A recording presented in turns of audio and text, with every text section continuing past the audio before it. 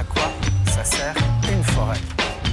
Alors vous, sur vos 26 hectares à Pissotte, vous avez des rouges, la tour d'Arundel, la Salée sur une boîte de conserve.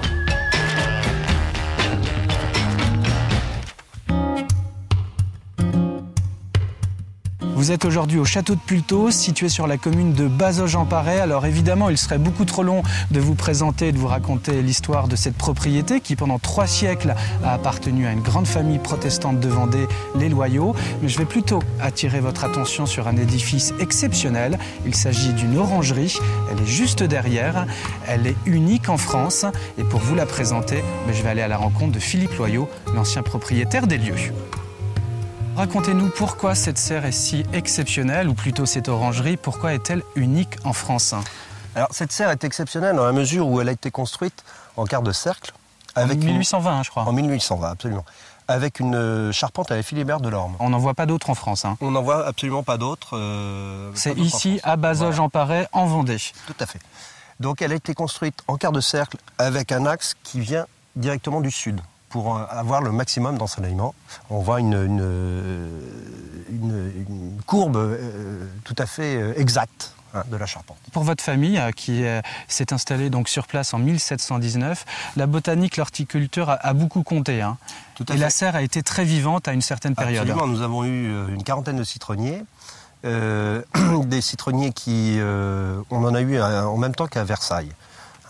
Donc tout ça, ça a été une impulsion pour l'horticulture. Et je crois que vos parents, enfin plutôt grands-parents, ont planté quelques arbres magnifiques qui sont là.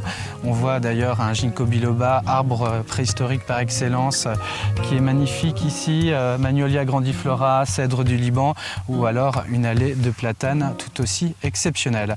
Alors si on se rapprochait un petit peu de l'orangerie. Absolument. On y va ? Allons-y.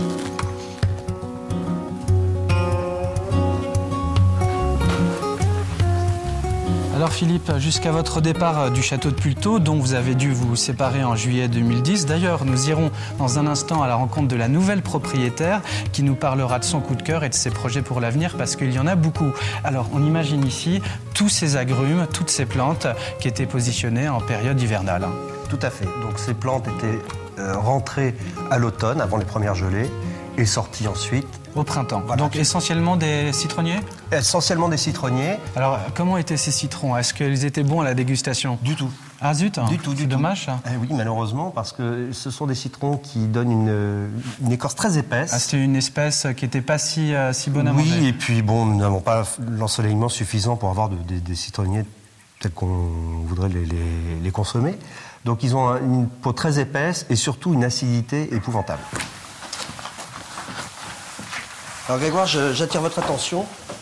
Nous allons monter dans ce petit cagibi qui servait autrefois à préserver les graines. D'accord. Et là, on peut observer un tas d'inscriptions qui ont été réalisées par les différents jardiniers qui sont... Les jardiniers de la famille. Voilà, absolument. Donc il y a les dates d'entrée, les dates de sortie et certains événements de la vie courante, notamment. On peut voir, par exemple, en 1906... c'était une année très sèche et ils ont noté que c'était du bon vin. Ah, il y avait du bon vin, donc ils notaient un petit peu tout. Et ça, on en trouve un peu partout ici. Alors finalement. ici, oui, absolument. On en voit sur les différentes parties de la serre où ils notaient tout ça. Il faut aussi préciser que cette orangerie, elle servait, pour votre tradition familiale, d'endroit pour les enterrements. Hein. Oui, absolument. Donc lorsque quelqu'un devait être enterré, puisqu'il y a le cimetière privé qui est juste à côté, la cérémonie religieuse avait lieu dans la serre. Ici. Ici, absolument. Et de la serre était transporté le corps, le cercueil, si c'était une femme, par une carriole tirée par une jument. D'accord. Et lorsque c'était un homme, c'était une carriole, une charrette à bœufs tirée par des bœufs. D'accord. Voilà. Donc on a su préserver cette tradition jusqu'à la mort de mon père et de ma mère d'ailleurs. Maintenant, c'est des choses qui sont quand même beaucoup plus difficiles à réaliser. Alors Christine Jubin, vous êtes la nouvelle propriétaire du domaine. Alors est-ce que vous saviez, quand vous êtes venue ici, c'est vraiment un véritable coup de cœur, qu'il y avait cette orangerie unique en France? Unique, non, mais le coup de cœur lié à l'ensemble de l'endroit et la découverte et l'émerveillement de cette orangerie, oui. Alors techniquement, il y a eu l'aspect charpente, c'est-à-dire admirer une charpente qui de toute évidence est exceptionnelle. Il y a cet espace, il y a l'harmonie que l'on retrouve dans le bâtiment et qui s'exprime aussi dans tous les bâtiments et dans l'équilibre entre eux. Et il y a cet espace qui permet de rêver, qui permet d'imaginer une foule de projets et une foule de possibilités, notamment d'y organiser des réceptions.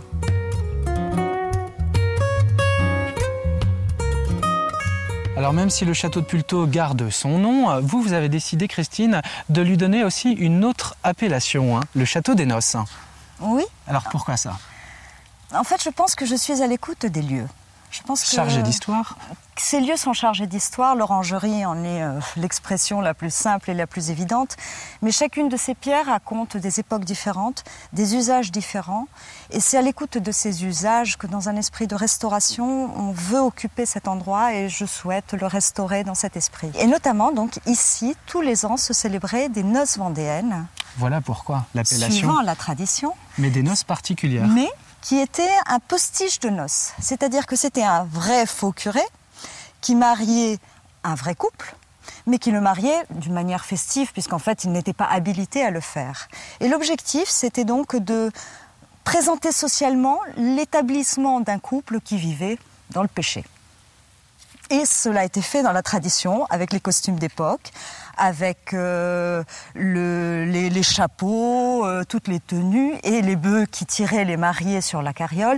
Donc tout ceci était fait dans un esprit bon enfant. Alors l'idée, c'est de remettre ça au goût du jour et de restaurer, quand même réhabiliter l'endroit avec des tas de projets, chambres d'hôtes, chevaux, gîtes. C'est vraiment le travail d'une vie finalement. Oui, et une ferme. Vous allez commencer par quoi? Alors peut-être par la ferme. C'est-à-dire que peut-être que ça va être rétablir les fermes qui existaient du temps des logis et qui caractérisaient d'ailleurs les logis, qui étaient composés de quelques animaux, quelques vaches, quelques chèvres, quelques moutons, 1 ou 2 cochons, quelques poules, permettant de vivre à tout ce qui était sur place. Donc c'est recréer cette ferme. Que de projets, hein. Oui. Vraiment une véritable histoire d'amour entre vous et ce lieu. Hein. Et en plus l'occasion de réaliser peut-être un rêve qui m'appartient, qui est celui de faire de l'élevage de frisons et d'accueillir, de recevoir. Ce sont des chevaux. Hein.